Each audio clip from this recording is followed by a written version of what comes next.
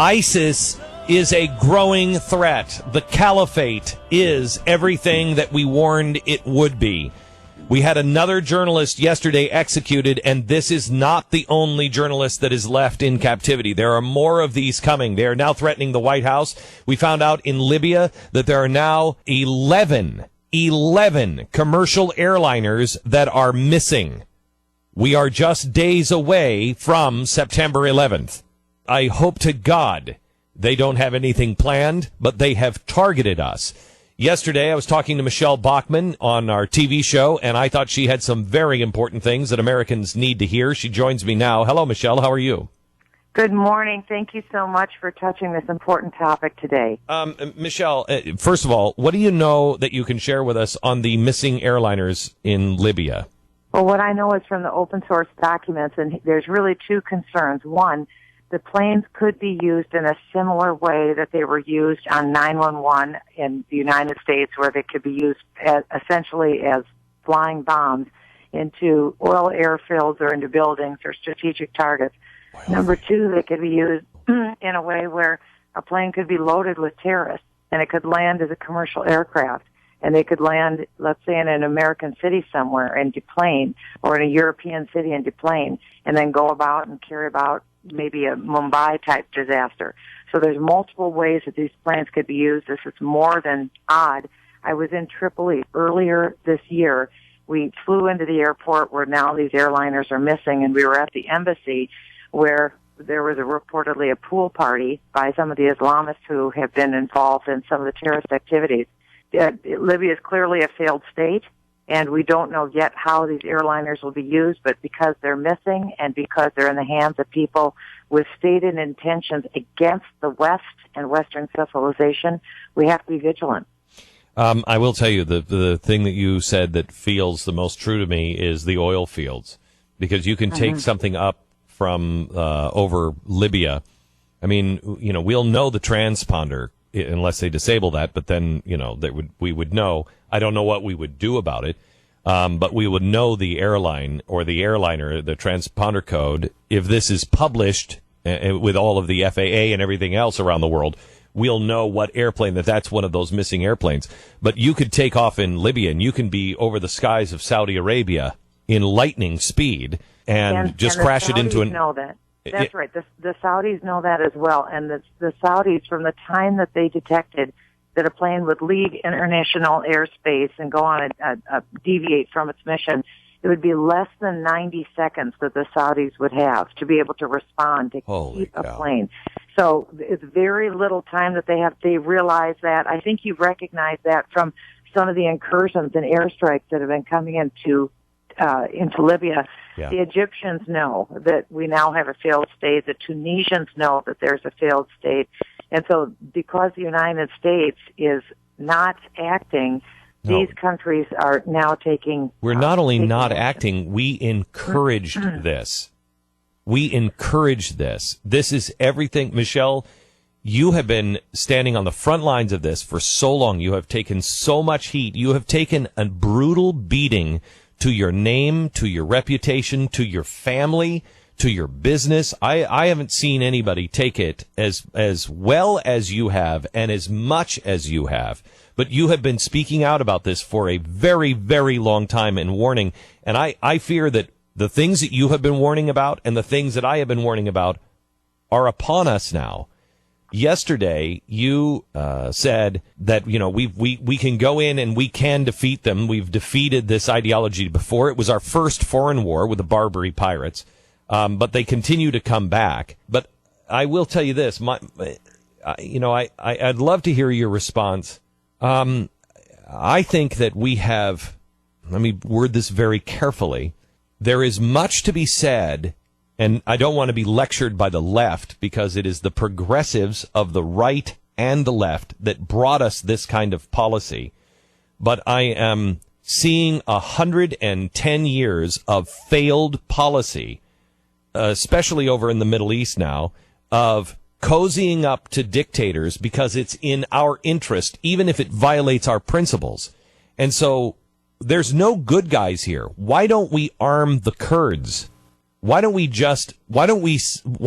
for something completely different and say, look, the Kurds, all they need is help, and they will defeat ISIS in their area, but they're completely helpless right now. How is it that we can't? I don't want to go into another war, Michelle. I don't want to go into another war and support another failed dictator. Well, you and I had a really important conversation a couple of years ago. I was involved in one of the presidential debates, and the question came up about President Obama unilaterally, on his own, having the United States begin bombing in Libya. Yes. So we did this on our own. The president did it. And I was opposed to the unilateral bombing because Gaddafi at that time was a benign dictator. He had been a really bad guy. He had voluntarily dropped his nuclear program. He was actually jailing al-Qaeda types in the Benghazi region. President Obama wanted to unilaterally bomb in Libya. I opposed that effort because my opinion was if you see a state where you have mixed goals, like the Islamists that are in the eastern part of Libya, if you start to bomb and you remove a benign dictator, then you'll have a chaotic state. You'll see Islamists come into play. This is not a poor country. They're an oil-rich country. And then you'll have the terrorists that are self-supporting through oil revenues.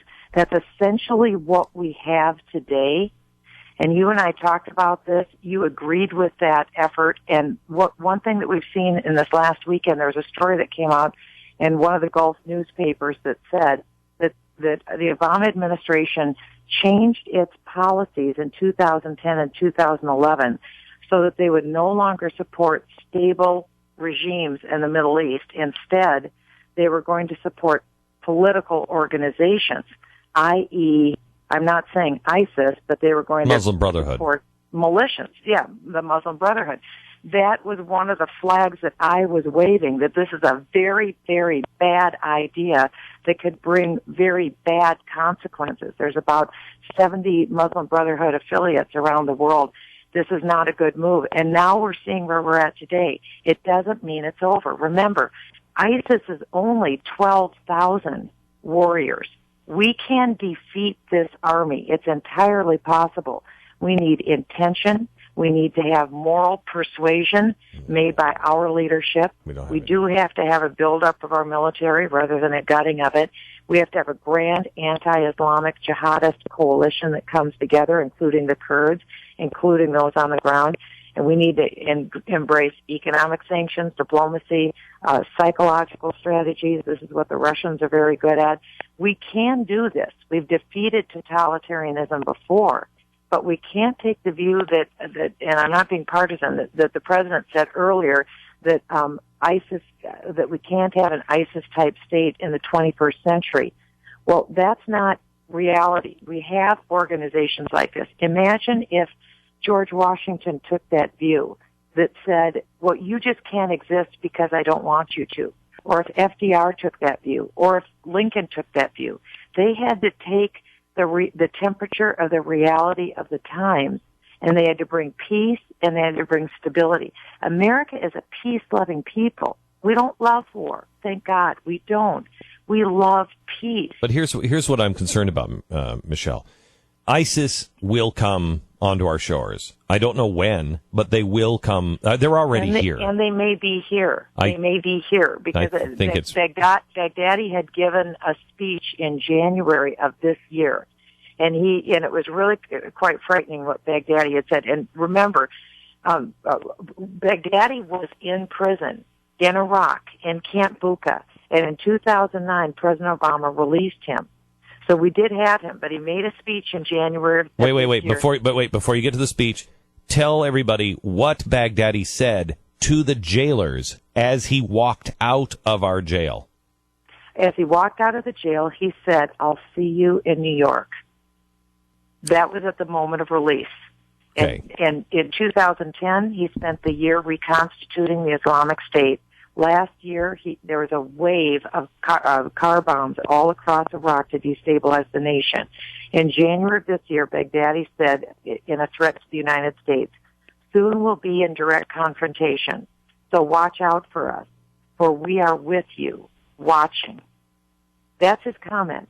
Now, It's very strategic. You know, and you weren't allowed to say anything until these guys were killed, because you sit on the intelligence committee, and sometimes you're told things in committee, and also you're as a congressperson, you can get classified information, but then you're not allowed to say anything, which I think is abhorrent in this particular case.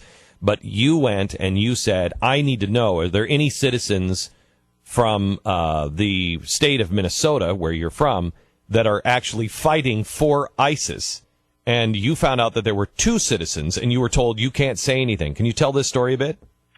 Yeah, we were studying this. We've known about this ISIS threat for months. This is not a new thing. We have known about this. We have known about the buildup. And so I went to the FBI and asked them about Minneapolis, because we have been a hotbed for terrorism. The only known terrorist who was convicted in 9/11 is from my district in Minnesota, Musawi. He wanted to learn how to fly a plane, how to take it off. He wasn't so interested in how to land it. We've had a lot of terrorist financing cases. We've had terrorists leave to go and fight as suicide bombers in the Middle East. And so I asked, is it possible that we have people from Minnesota who have gone to join ISIS to fight? And they told me, yes, that we do, because we had learned that there were literally hundreds, and now we know that there are thousands of European passports, people holding European passports who are fighting with ISIS, and there are well over 100 with U.S. passports fighting. And so I had asked the FBI, once we know that they have gone to fight with ISIS and the jihad, and remember, ISIS has declared war against the United States. They intend to defeat the United States. So I asked, once Americans have gone to fight with them, will they be allowed to re-enter the United States? And I was told, yes, they have a U.S. passport. We can't prevent them from coming in. And I said, how can we not prevent them from coming in? If they have joined up with an enemy that has declared war on us, isn't it logical that we would stop them before they ever get into the United States? So at that time, I went back to my office and I directed my staff, we are going to draw up legislation to prevent Americans with American passports who have gone to join ISIS, to prevent them from coming back into the United States. Now, it would have to go through the legislative process. Oh, yeah. That's a slow process. We're running out of time. Okay, so how can we help you on that? Well, what you could do to help me is people who are listening to this radio call could contact their member of Congress, both their House member and their Senate member, but also send a message to the White House that we need full, immediate, fast-track cooperation on this legislation so it doesn't languish through the election. Let's get it done. They won't do it. This. They won't do it, Michelle. They won't do it. Let me, I urge you, if you're listening, to call the White House, to write the White House, to call your congressman, to write your senator. This is something that is going to happen, and I fear what is coming in our future, and I pray I'm wrong on this, but common sense just tells you. And Stu, do you remember how much we didn't want to say what we said in 1999 about Osama bin Laden? You were there with me. You read the same thing from Osama bin Laden. He was saying the same kind of stuff. He had fewer resources than al-Baghdadi had. That's right. Oh, yeah. That's right. And you and I both, 1999, we're like, you got to take this guy seriously. This is coming. He had more. He was on record many times. Yeah. And same thing with this guy. Doesn't this feel exactly the same thing? Yeah. No, it is the same thing, only worse. Like you said, yeah, much worse. More resources. Much worse. He has people with American passports, and remember, Americans here that we all know we have an open, porous border. It's completely open. It's porous. I was there, and I traveled in a pickup truck from Boca Chica all along the Rio Grande, all the way to Laredo, and I stopped and talked to Border Patrol everywhere along the way. And just in Laredo, they told me that there have been 5,800 Cubans that have come in just that one portal so far this year. They told me that there have been people from 142 countries that have penetrated our southern border. They fly in from Sudan, from Iraq, from Yemen, from all of these countries. It's very easy. They just buy a plane ticket and get to Mexico. Then they either walk across the Rio Grande or they take a boat. It's pretty easy to do. You can do it in less than 5 or 10 minutes. Bridge. It's easy to do. Yeah. And so we have a completely open border. We also have an enemy that's declared their intention. They have the resources, and we have a president, unfortunately, I'm not trying to be partisan, that isn't paying attention. He's underestimating the threat, and people can get killed. And that's why we have to be responsible, not point fingers. We've got to come together right now and protect our nation because our people literally are at risk right now. We have 6,000, Department of Homeland Security. It was verified by ABC News. The Blaze did this story about a year and a half ago, right after the Boston bombings. How long ago was that? We have 6,000 missing nationals, foreign nationals that came over on a visa, an education visa, and they've just disappeared. 6,000 have just disappeared here in the United States of America. Those are the people, the 19 that came over and took down our planes. We have 6,000 of them missing now, and nobody is paying attention. One last thing. So we've only got about 30 seconds. Michele, we've got to find a way to speak to the left, and so this isn't just a right thing. We've got to bring Americans together again, because I'm so afraid that people are... I agree, but I want to encourage you that on Intelligence Committee, we have total agreement on this with right and left. It really is amazing. We're a closed-door committee. Would you do me a favor? Would you go back and bring together a coalition, and maybe I can fly you all in, and we'll do a show on that with left and right, all begging the American people to pay attention. I'll ask them. Okay. Absolutely. We'll be back next week. Michele Bachmann, thank you so much. God bless you. God bless you. Bye-bye. All right, thank you.